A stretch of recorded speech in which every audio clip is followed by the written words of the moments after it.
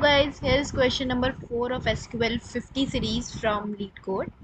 So this question is about a table where we are given 4 columns: article ID, author ID, viewer ID and viewer date.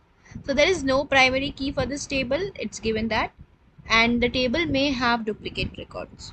So since if a table has a duplicate record, we might want to use a distinct keyword in order to find the unique records. Now here, each row of the table indicates that some viewer viewed an article written by some author on some date. So this is how the columns are mentioned, and it's important to note that equal author ID and viewer ID indicates the same person. Okay. So now we have to write a SQL query to find all the authors who viewed at least one of their own articles.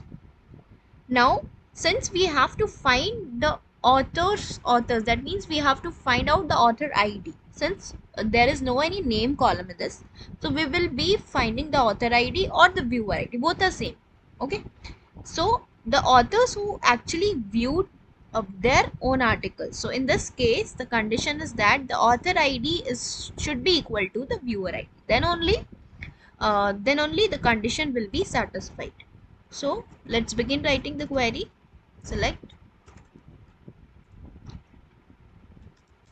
Now what we have to find? Author ID. Let's say author ID or viewer ID, anything.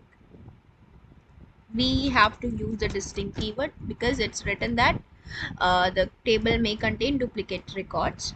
So in our output, it's only the ID from the table name. It's views table, where author ID should be equal to viewer ID. Let's run the query and see the results. We haven't got the right answer because we have not applied the order by clause. Since at the last it's written that the return the result table sorted by ID in ascending order. So order by ID. Now let's run the query.